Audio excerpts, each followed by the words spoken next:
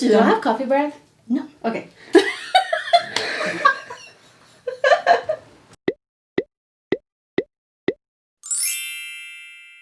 Hey guys, and welcome back to my channel. I am Meredith, and I am here with a very special guest today. This is my dear friend Sherry of Mysig Studios, and today we have some super fun stuff planned. So she's going to teach me how to make polymer clay earrings. Okay. So Sherry is our resident clay expert, so she's going to be guiding me through the process the whole way. So today we're going to be doing a super fun leopard print, and I have picked out some very, very fun colors. Sherry also has picked out some fun colors for herself as well. So if you follow along with this, you're going to get a little bit of a mix of like how to do a bunch of different colors together. So let's get into this. So that I know absolutely nothing. Okay. So I'm a complete clay novice. So what are like what's some first steps here? What's the very first thing that we need to do? We have different colors.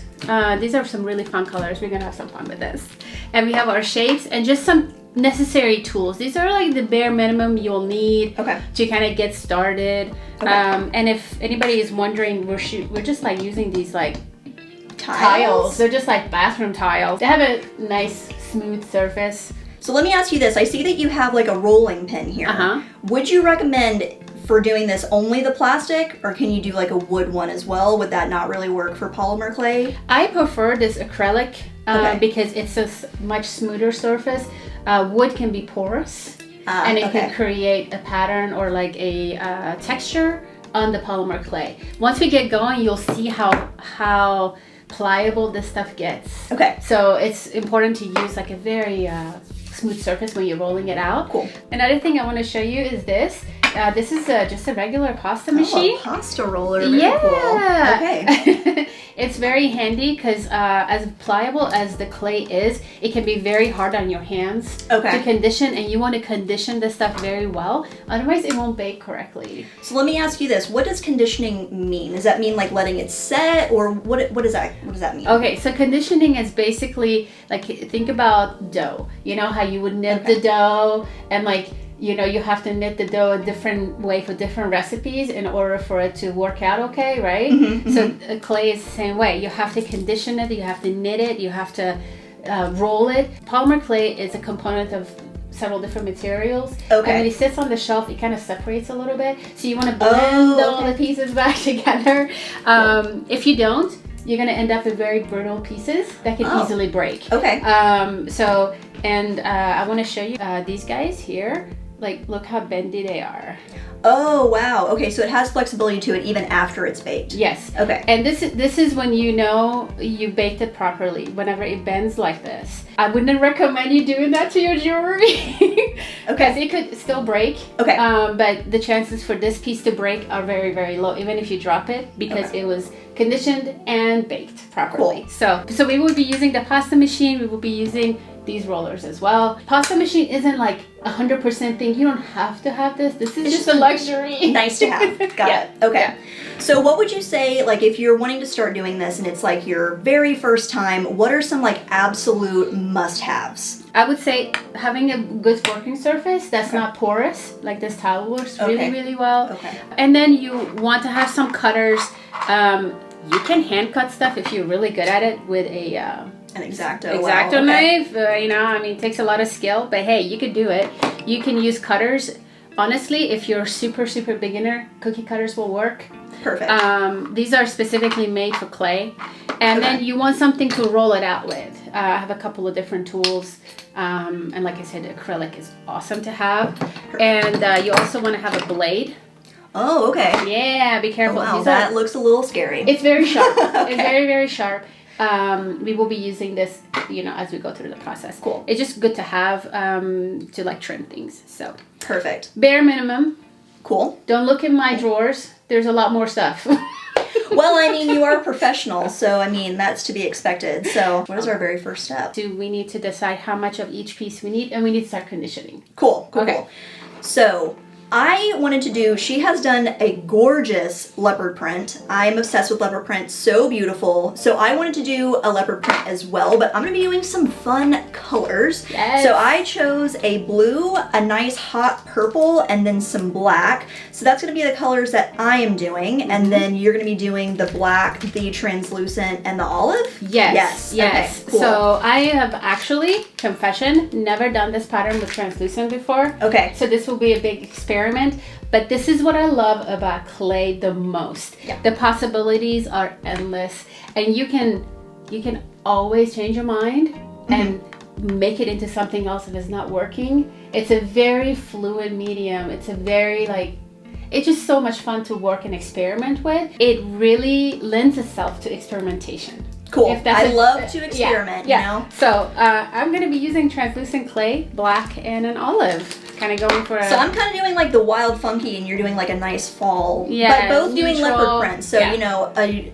variation on the same thing, but completely different moods, I would say. Exactly. So a really great place to start. So let's go ahead and open these guys. And I would say, so you got to decide what color you're going to have for your base. You're going to need most of that. Okay, so I was thinking, since the pattern of this has like you have the base color and then the black with this inside, what I was thinking was this could be the base, potentially, and then this would be the inside, and then just do the black for the outside. Ooh, that's going to be pretty. Okay. How do I know how much to pick? You know, if you're just starting out, there's it's a very much situation where you're just gonna have to figure it out. Got it. Okay. Now, I've already done this a couple of times, so I know that you're gonna need more of the purple, and then less of these guys. Okay. And another thing to mention is the width of the clay, right? Okay. So if you look at the whole piece, you see that the width is it's a good thickness, right?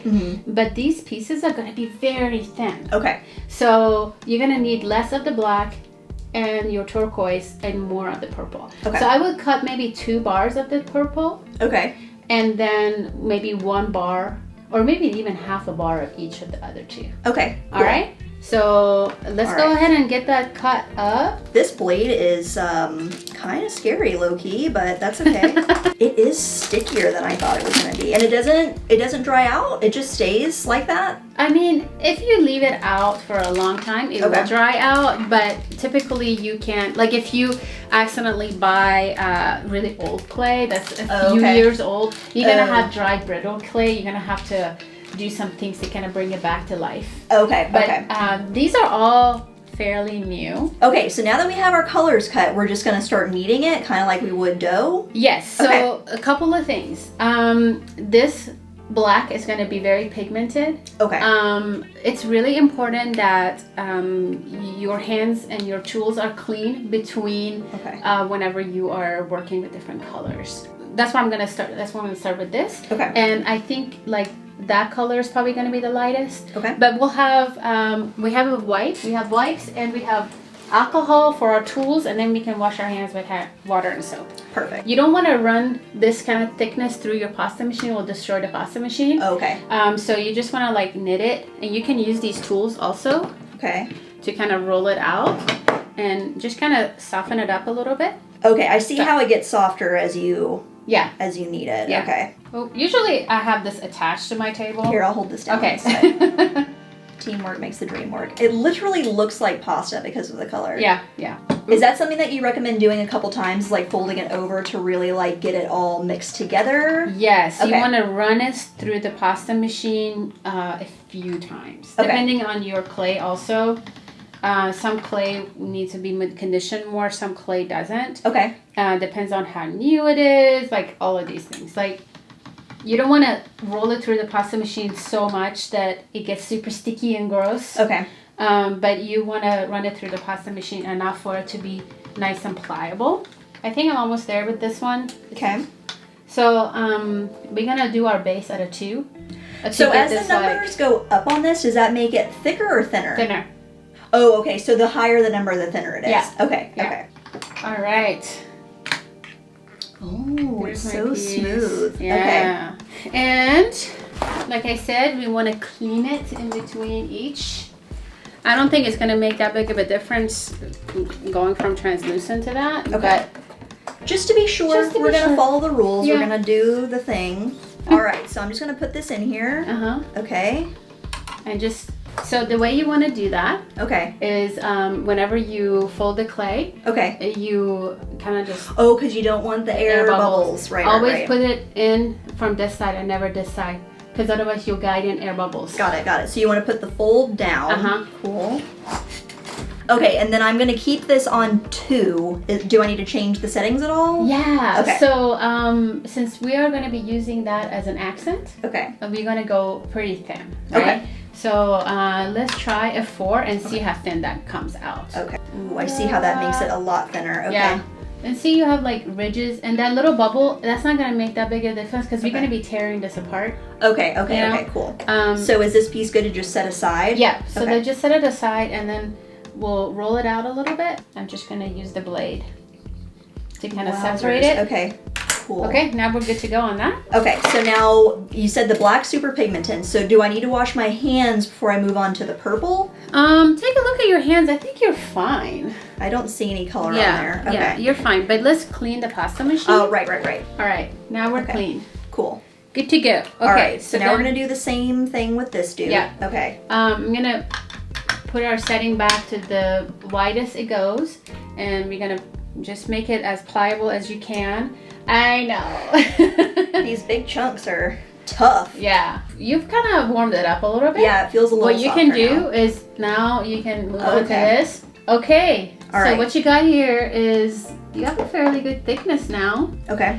At this point, when you're kind of getting to this point, it's good to go in the pasta machine. So this is on the widest setting. I'm good to go ahead and just put it in. Yeah. Okay. Put it in, and then we will reduce it. But this is when you want to like fold and run it through a few times, and you'll start noticing the difference in the texture as you go. You see how like it's still pretty like chunky? I don't know how else to describe it other than it's like chunky. It's not like, see how it's breaking? Oh, yeah. Almost. Oh, and so that's what you do to condition it to prevent it from okay. Yeah. Okay, I see how the texture is kind of changing here. Yeah. It feels different. Mm-hmm. Okay, and we're still good with like the outside texture. Yeah. Okay. Just want to make sure. Yeah, I would run it through like maybe 4 or 5 more times. Okay. Maybe. So where did you get the name Mysig? Where does that come from? Okay, so the word Mysig loosely translates to cozy, which is, it could be an environment, or it could be a state of mind, or it could be a person. It's of Swedish origin. Okay. And it's always been like a word or a thing for me. I've always just really liked it, and it's used very widely over there. People really do have like, whenever they are hanging out with someone, they can say that they had a very Mysig time. Okay. Yeah. So, and when I started working with clay, I was really trying to figure out what to call this whole operation.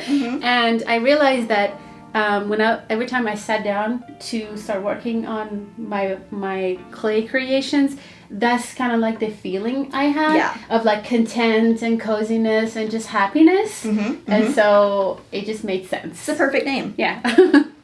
Sherry is from Sweden. She grew up there. And how long have you been in Austin? Oh my God, forever. You're going to give away my age. Okay, we don't have to tell everybody. It's okay. We can keep that a secret. No, I actually came to Austin to attend University of Texas. And so I'm a Longhorn.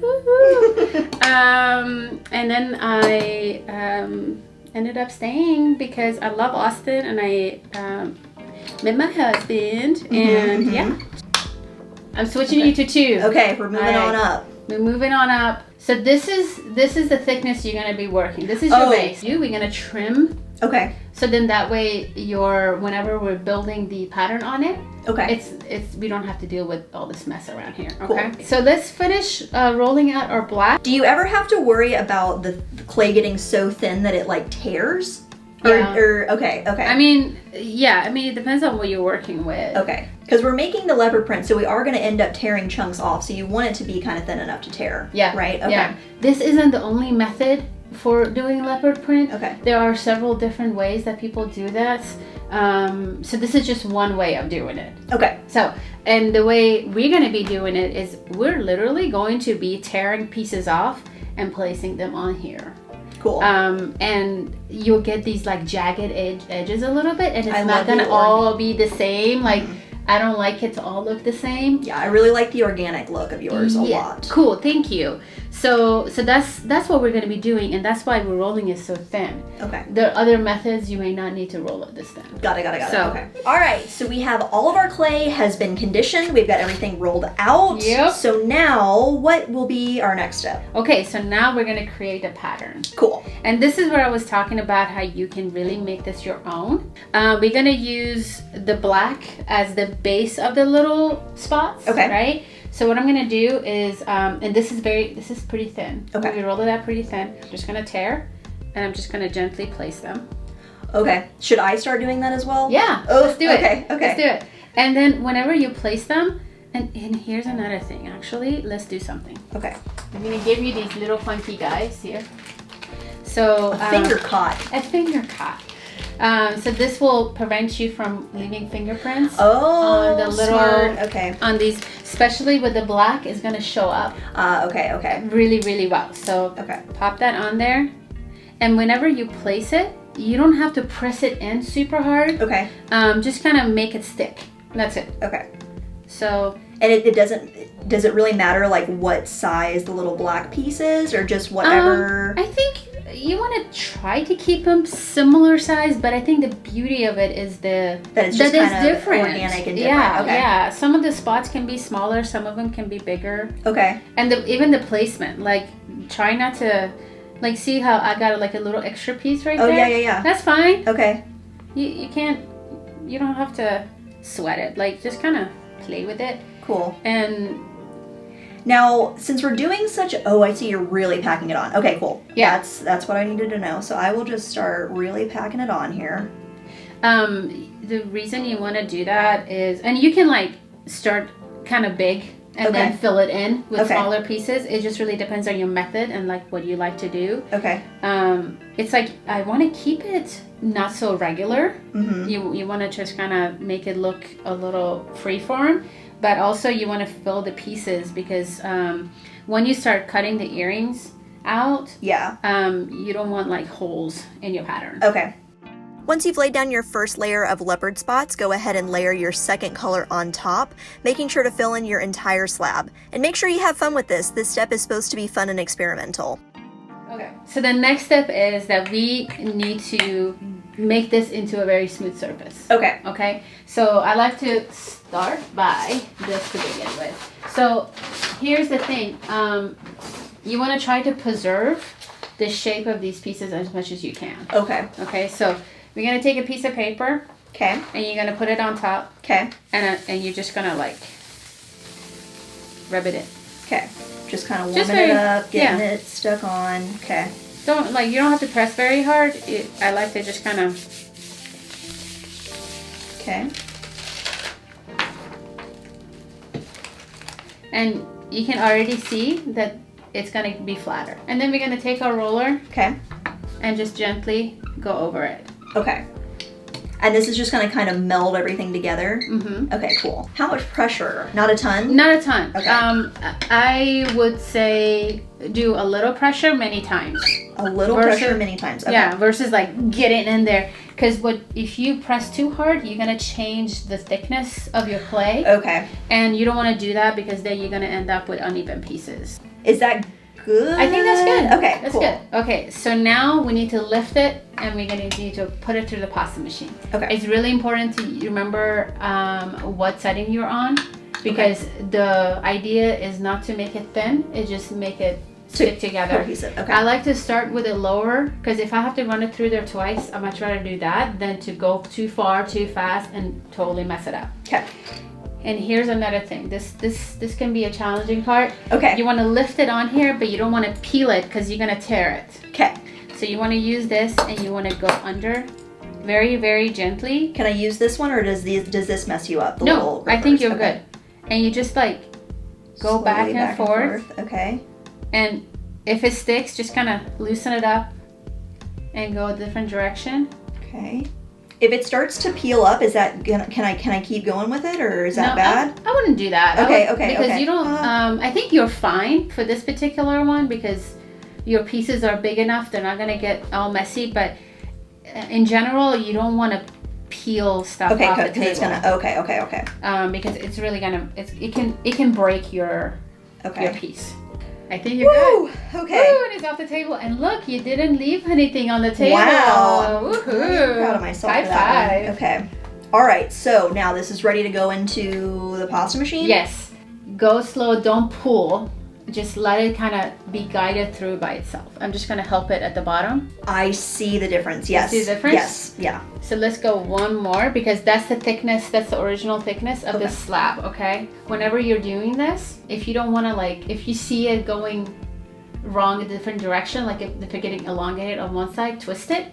Okay. And go that way. So it doesn't like get all warped? Yeah. Okay. Okay, so the camera stopped recording, not sure why, but we're gonna add another layer of clay to mine. I'm gonna be adding another accent color, so I have this like super crazy hot pink, and I'm going to be layering that on top of the black and the blue spots just to add some more dimension. So I think we're good to go. Now we need to start cutting our pieces. Once you're satisfied with your pattern, it's time to cut out all of your jewelry pieces. We're using cutters that are specifically made for clay, but you could also use cookie cutters as well. And before we begin cutting out our jewelry, we're going to use a rolling pin one last time to stick our clay down to our tile. This just makes it a little bit easier to cut. And then we're also going to lay our cutters onto our clay and make sure that we're happy with the pattern before we take the final plunge. Once your pieces are cut, use the blade to carefully remove them from your tile, and then you'll transfer them to a separate tile that is lined with paper. This is the tile that they will be baked on. Now that all your pieces are cut out, it's time to bake them. So start by preheating your oven to 275, and then you're gonna bake all of your pieces for about an hour.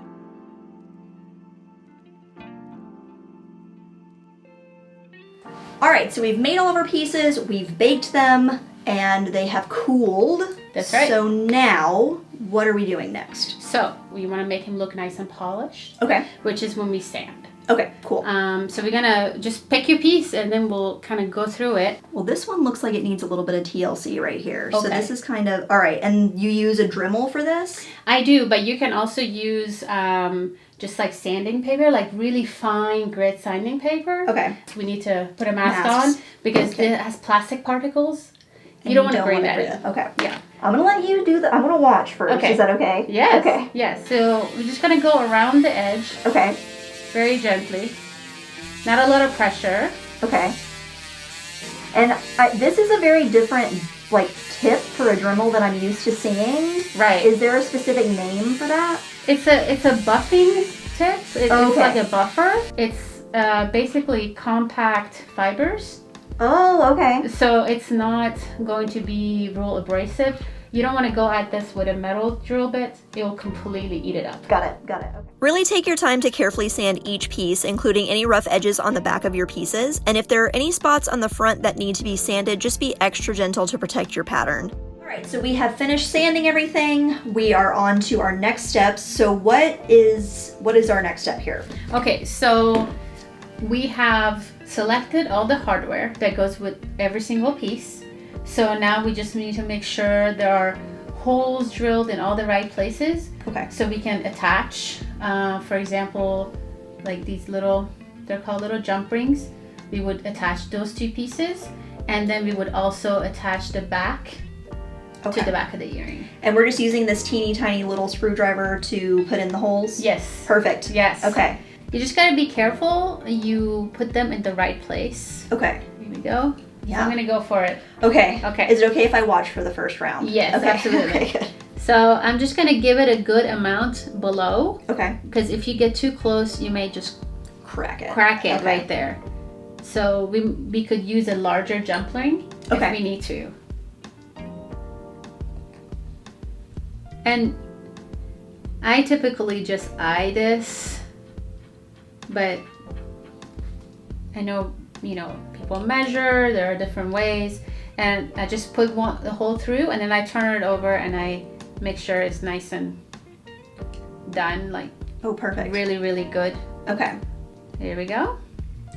Now, do you do the holes for everything first, or do you just do it by earring pair, by like you're gonna do everything for this and then move on to another one? Like how do you like to organize them? So what I like to do is we went through and we chose all the hardware. Then I go through and I drill everything. Okay. And then we actually will take all of our clay pieces and very carefully wash them. Cool. So we wash off all the dust and the drill, like all this stuff that's coming off the clay.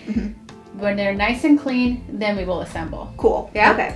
Once all of your pieces are dry from their quick bath, you are ready to assemble them. So to attach the earring posts, we use super glue as well as UV resin to make sure they stay in place, and small pliers to open the jump rings to attach any dangling pieces. If you want to add glitter or any resin to make your pieces extra sparkly or shiny, now is the perfect time to add them.